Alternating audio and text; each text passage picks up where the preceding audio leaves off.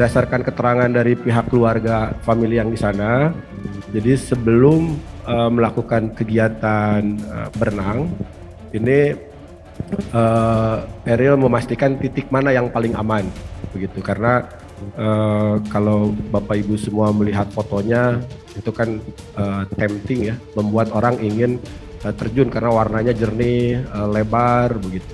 Nah ini beberapa titik diperhatikan, titik mana bahkan titik jembatan langsung dicoret oleh Eril, karena kalau lihat yang lain pengennya loncat di jembatan begitu. Nah, ini dianggap tidak aman dan dipastikan titik turunnya itu adalah turun yang ada tangga begitu. Jadi itu sudah dilakukan survei beberapa titik, jadi tidak langsung.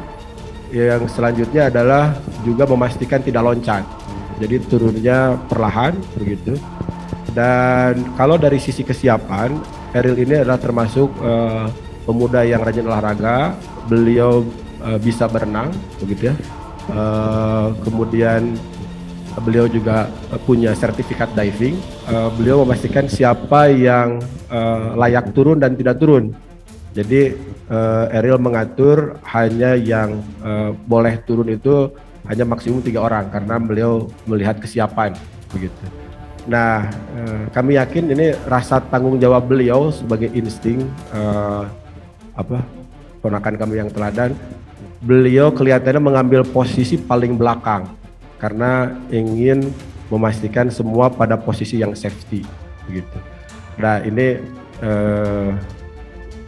bisa jadi kalau dari cerita keluarga kita memahami karena beliau ingin menjaga safety yang lain sementara sungainya berarus.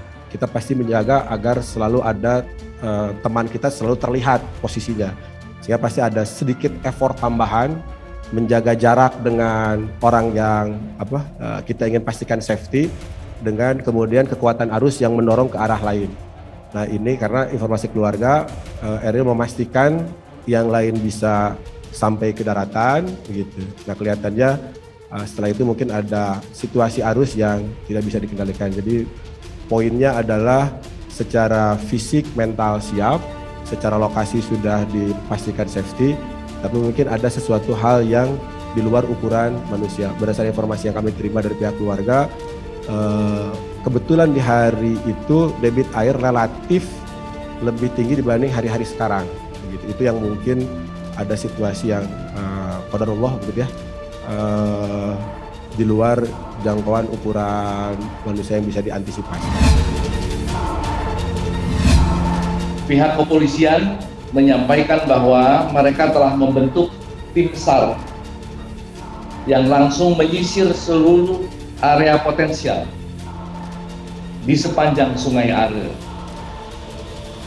Tim SAR yang berjumlah sekitar 20 orang terdiri dari unsur polisi sungai, polisi medis, dan pemadam kebakaran. Hingga Kamis sore, proses pencarian dilakukan oleh tim SAR belum memperoleh hasil yang kita harapkan. Cakupan area pencarian sekitar 17 km di sepanjang sungai, dimulai dari jembatan Tiefenau hingga ke pintu air Wollensee. Metode pencarian di hari Jumat kemarin adalah menggunakan perahu dan tentu saja disesuaikan dengan situasi setempat. Tim SAR menegaskan bahwa upaya pencarian saudara Eril merupakan prioritas mereka saat ini.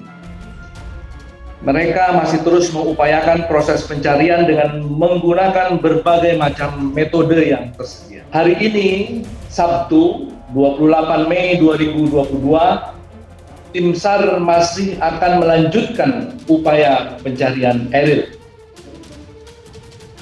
Metode pencarian pagi ini lebih intensif, yaitu dengan perahu atau boat search, juga menggunakan drone untuk menyisir tepian Sungai Are dan melakukan penyelaman. Sebetulnya tidak ada spesifik waktu, batas waktu maksimum kapan pencarian ini akan dihentikan. Karena ketika kemarin kami bertemu dengan tim SAR, mereka merasa terutama jawaban dari polisi sungai mengatakan adalah menjadi tugas kami untuk setiap saat terus memantau keamanan dari sungai ini.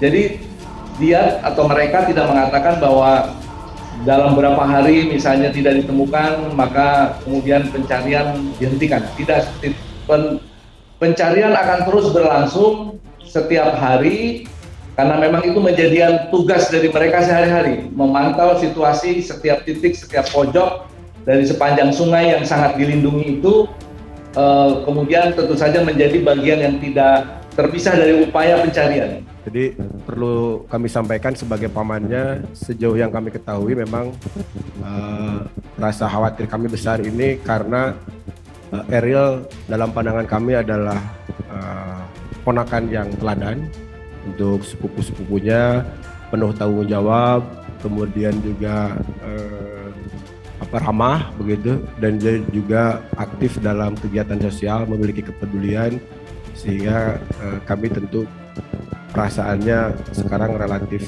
cemas dan khawatir. Walaupun demikian kami paham bahwa apapun yang Allah tetapkan, pilihan kita hanya bisa bersabar atau bersyukur.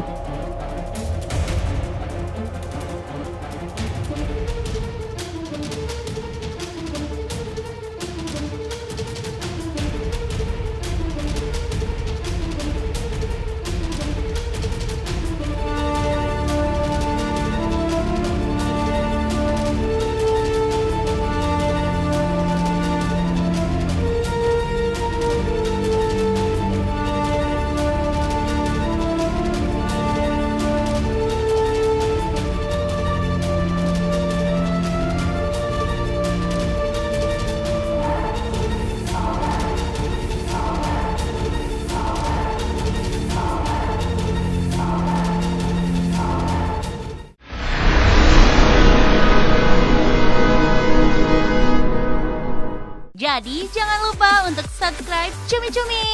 Ditekan ya tombol lonceng merahnya.